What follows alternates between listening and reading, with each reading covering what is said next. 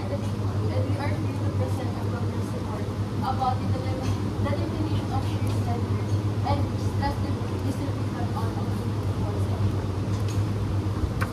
So first of all, bakit na ba natin kailangan na determine shear center? Important to, especially if nagkakaroon tayo ng mga especially pag nagkakaroon tayo ng mga loading sa piece para ma-identify natin if saan yung mga specific points doon na pwede yung pag-reveal na makakapag-prevent ng twisting and undesirable condition. So, about our experiment, ang gagawin namin first, i-quantify namin yung theoretical and experimental shear center ng mga napili namin cross-section. Second, ayun, identify namin yung SFPCT kung saan siya mag-occur. And third, determine namin yung points ng mga zero and maximum shear stress. And next, from the completed theoretical and experimental, titignan namin yung percent deviation from theoretical to experimental. And lastly, i-differentiate namin yung mga stress distribution for different cross-section na nakisi namin. So, as we recall nga sa shear center from ground zero natin, alam natin na yung shear center, kapag nag-apply ka ng load doon, is magkakaroon ka ng load twisting or rotation na ma-observe along that cross-section. And proceeding to our theoretical factor.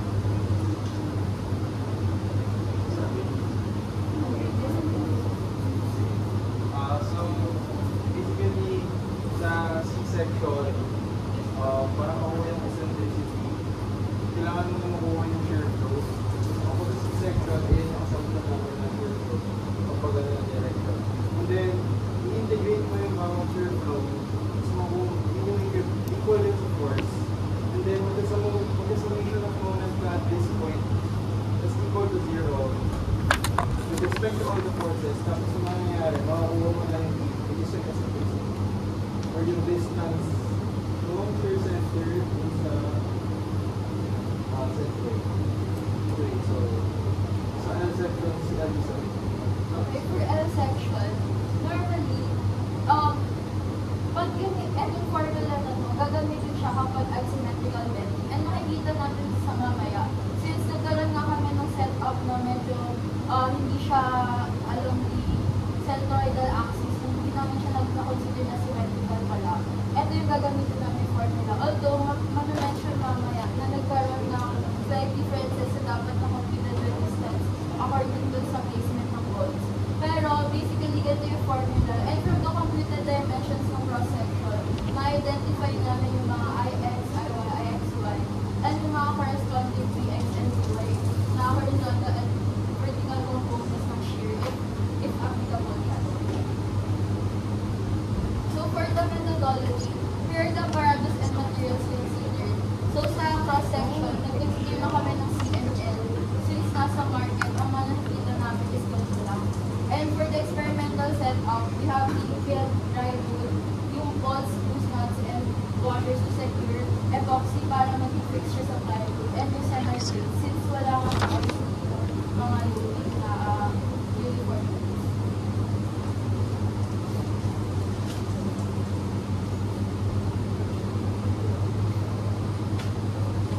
So for our setup, ito yung naging itsura. Ito yung L na sinasabi ko na nilagay na hindi siya symmetrical. Instead of doon sa gitna ng L cross-section, dito siya nalagay sa may vertical. And then here yung small c. Yung small c namin is nakadikit din siya with the base. So ayan yung makikita nyo may washer and then may nut that the wall going across yung and same goes with the bigger So, after natin ng testing, kaya parang makikita nyo yung bolts medyo.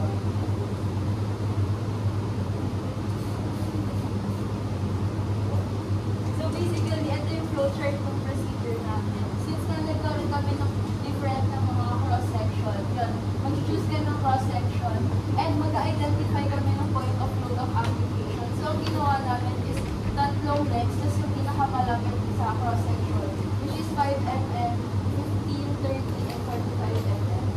Since yung buong length ng bolt is around 50 mm. And then, after mo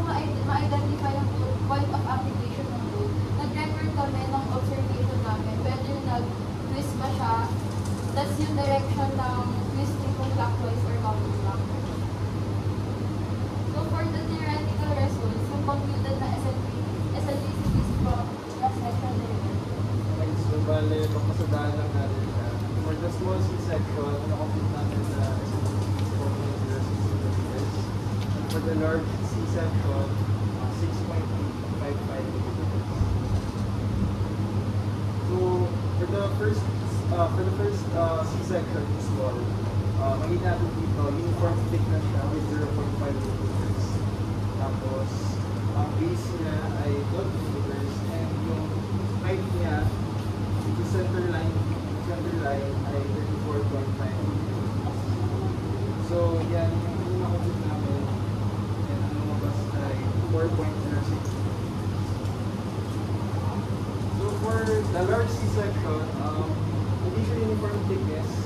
Dito sa bundle dito 0.5, pero dito sa flat surface ay 0.7 millimeters. So, with the height of center line for the 7.2 millimeters. Then, ang lumabas na intensity ng natin ay 6.855. Okay, before proceeding, nanonood natin yung LS for lang.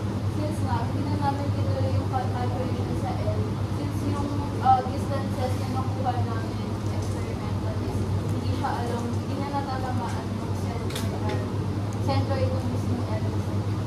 Kaya hindi mo din prepare for yung formula for us. So, proceeding to the experimental. So for the small seed, ganito yung nag-i-ensure na at 45 millimeters. So medyo dito yung 650 yung 90 ang ball na. And then at 5, and then naman yung ensure niya. So yung load would be between the washer and the tub. Kasi masyado maliit yung 5 millimeters. So then yung load is very okay, so the thinner C-section is made up of an aluminum material. And then despite the ball carrying most of the weight, kasi medyo after a few trials, lumuwag na yung ball sa butas niya. The material still showed clockwise rotation. And then up to 3 kilograms yung ginamit namin, smaller than the originally planned 6 kilos. And then we observed that the closer the load application was to the vertical part of the section, here, the closer it was sa gitna, the more stable the setup, so less yung clockwise rotation. So ito yung mga results namin for the small C-section. So at 5 millimeters, yun yung wala at all na rotation sa kilo. And then at 15 to 45 meron na. Nag-make sense ito kasi ang eccentricity na computed from theoretical is almost mga 4. So going to the next slide, ang Paris difference ng eccentricity is 25%. So, ito naman yung sa large C. So, you can see na yung bolt yung nag-balance na medyo tilted siya because of the weight. At the same time, yung bolt, medyo lumaki na rin yung butas. Kasi nga, dahil nag-twist siya, ang bigat din ng weight is lumaki yung butas sa C-section. So, ang observations namin ay una, yung C-section na malaki is stronger than expected. Kaya basically, the bolt or most of the weight, not the material itself, kaya parang halos walang twisting yung nangyari. Bale, from the regular interval of weights na ginamit namin, yung 1 kg to 6 kg, there was no twisting na na-observe. Basically, from that, nag-try na lang kami ng arbitrary weight na 9.1 kg, which was outside talaga our original plan. And notice namin is the bolts failed to support the load. Ayun nga, basically, dahil ngayon 9.8 kg, nung pagkasabit sa bolt, basically unbalanced na nagiging unbalanced ulit yung bolt and nagsislide off na lang yung weight. Yung hindi na rin kaya ng bolt halos. Ayun nga, failed to support the load, becoming unbalanced. Ayun nga, and the weight is still off the load. Basically, parang for a moment lang siya. Like, pagkasabit, siguro mga 1 or 2 seconds, then magsislide off na siya. for the data naman, so yun nga, from usually, ang ginagawa namin 1 to 6 kilograms naka-prepared. So at these distances, 550, 38, 45, 50, almost all, walang twisting of ng material nangyari. And for the arbitrary weight naman, safe pa rin. And ayun, so basically, the remark that we can make is inconclusive. If the bolts carry most of the load. Okay, proceeding to the L section. Ito yung sinasabi natin placement ng L section naman. So, dapat kasi kapag symmetrical siya, pag siya ganun, para yung bolts symmetrical. Or either, kasi medyo, ano siya kapag sa procedure ng paggawa ng setup. So, pwede din ang modification namin is hanapin namin yung center na further dito, which is around 6 mm. Tapos doon namin papatamain po po, which is 6 namin siya. And then, nakikita natin na kahit na ganun yung nangyari, nagkaroon siya ng twisting ng counterclockwise at 45 mm, which is parang consistent siya dun sa observation namin kapag farther yung load dun sa application na dun sa mismong cross-section is nagkakaroon din ng twisting. And at 5 mm, makikita natin na yung cross-section, hindi siya nag-twist.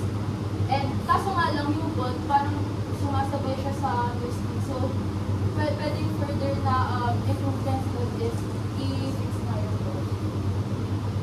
So, for the L section, mostly katulad din ng observation sa C na same sila ng almost ng material kasi parang ano siya, metal sheet na parang sinol. Kung sa C, pag ano siya, tas yung sa L namin pag ano. Yun yung na-notice namin. And yung next, yung kahit na yung bolt, yung nag-carry most of the weight, yung material, magkaroon pa rin siya ng counterclockwise rotation. And yung weights na consider dito is 1 to 0.1 to 1 kg. 0.1 kg. 125 grams to 1 kg. Kasi ayun yung tingin namin na kaya yung cross-section. Basta bale, tinatal siya namin if saan pwede yung cross-section na hindi mag-twist ganyan. Kasi almost lahat siya nag-twist. So naghahanap kami ng weights na parang dun yung walang twisting. And ayun, as mentioned before, yung closer the load application, mas closer sa determination of data.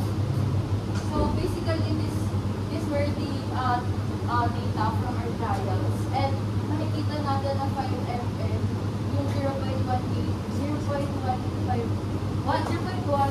grams yung then for the summary of results, ito yung listed na theoretical and experimental.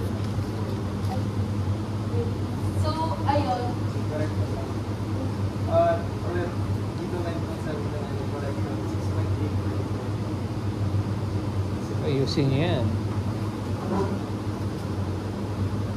Pero yun, nagkaroon ng percent error for C-section na 25%. And for the other sections, balak natin siya i-modify para makakuha ng actual na experimental test. Or the conclusions and recommendation. So for the conclusion, the experiment demonstrated the concept of shear center C and L shape segments with both the outliers and vary the loading. So yun nga, and napansin naman din namin na kapag mas malayo yung application ng load, may twisting na nangyayari. So, and ayun, yung shear center guys, nalolocate siya near sa centroid ng cross section. And eto nasa baba na ito na result is for small C section lang kasi wala pa kami data for other cross sections. And ayan, yung notice na yung percent error na 25%, tinanggap na din namin for the small C. Added ko lang, kasi yung 4.06 is 5 mm. Di ba yung 5 mm doon? Measured namin siya dun sa light plastic. Tapos meron kang washer. So, ina-assume namin na baka mas ma-detail pa dun sa 5 mm yung makuha ng experimental. If yun nga, yung measurements namin is wala yung volume and so on. And for the recommendation naman, para to enhance the accuracy and effectiveness of the experiment, ito yung mga pwedeng ma-recommend namin. Una is gumamit ng mga standardized weights para yung precision, saka yung paglagay din ng load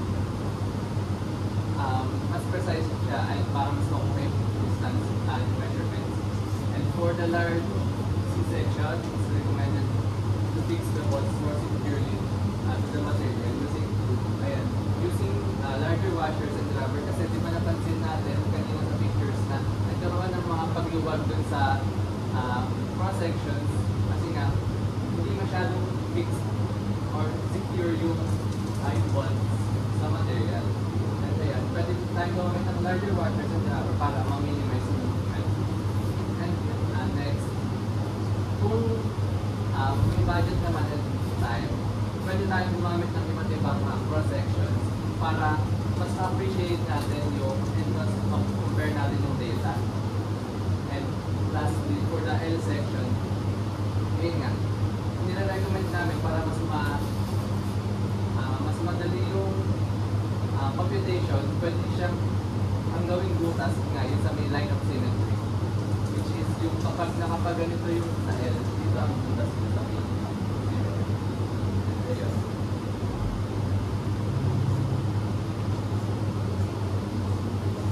Okay. So, thank you, Group 2, for your presentation. So, speaking of recommendation, I would like to have you revise yung title ng project nyo na Shear Center and Torsion on Open Thin Wall Section. You can actually compute pabalik na ano yung magiging eccentricity nung actual na cross section mo, parang considering na you have yung shear force, di ba? And you also have yung shear flow nyo. Meron kayong makakompute na shear flow. Kapag nag-sum kayo ng moment along the neutral axis, or rather from the centroid, ang makukuha nyo ron is a non-zero na quantity. Ano yung magpapa-zero doon? Yung torque na nararanasan ng cross-section. All you need to do is to compute for K ng polar moment of inertia. Alam nyo yung length, alam nyo yung G ng material nyo. So, based dun sa documented nyo na angle of twist, so please, pabalikan nyo lang, kahit hindi nyo na ulitin, balikan nyo lang yung experiment nyo. Have a rough estimate kung ano yung angle of twist natin. Pwede mong maibalik into computing ano yung torque na naranasan ng cross-section. Then, saka mo maibabalik, pabalik dun sa equilibrium equation kung tama, kung nagkakapareho ba yung nakukuha yung computations dun sa torque involving non-circular section or particularly open thin wall section dun sa analysis nyo dun sa shear flow. Gets ba? O may need ipa-clarify?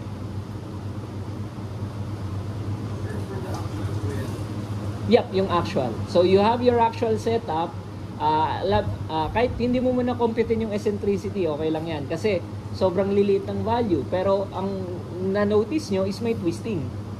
Yung twisting na yon may angle of twist yun.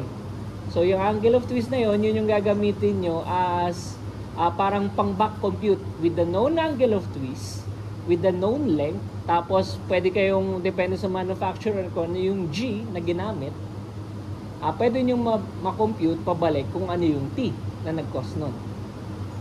And yung K, alam na, so paano nga ulit yung K? Pagkakaalala nyo, open thin wall section, so kukunin mo lang yung overall na center line na length divided by yung thickness, yun na yung aspect ratio mo. Pero pwede mo nang diretso actually yun na 1/3 times yung total length ng legs ng ano natin, ng parang yung flange at saka yung web ng inyong C-section, tapos thickness raised to 3. Yun na agad yung K na gagamitin. Kahit di na kayo tumingin dun sa table na magkukuha ng empirical value for C2 para makuha yung K, susundan pa ba natin to? Naalala niyo pa yung C2? So, C1 and C2. C1 is 4.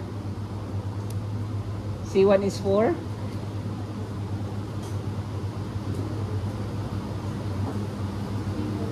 Sa torsion on non-circular section, so ano yung C1? Saan natin siya ginagamit? Wala na agad. So, after ng exam, lumipad na agad yung yung special. Oo. Tumingin na ng kodigo. So, yung C2 yung pangkuha nyo ng K, pero pwede nyo i-assume na yung C2 already is equals to 1/3, 0.33. So, yun. Please, paki-compute kung ano yung torque. Then, i-combine nyo with the computations na ginawa nyo for the shear flow nito. Okay? That is how you'll be also verifying kung hindi kasi nasa shear center yung location ng force mo, nagkaroon ng twisting. Dahil yun sa torque. And yung torque na yun mo, compute mo. Okay? So far, I appreciate yung enthusiasm natin. So, congratulations sa inyong 5 for making it through. So, tsinaga nyo yung presentation. And I look forward into seeing yung report nyo sa Tuesday. So, class, palakpakan natin si Group Tuesday yung written report. Okay, we would like to call on now Group 3.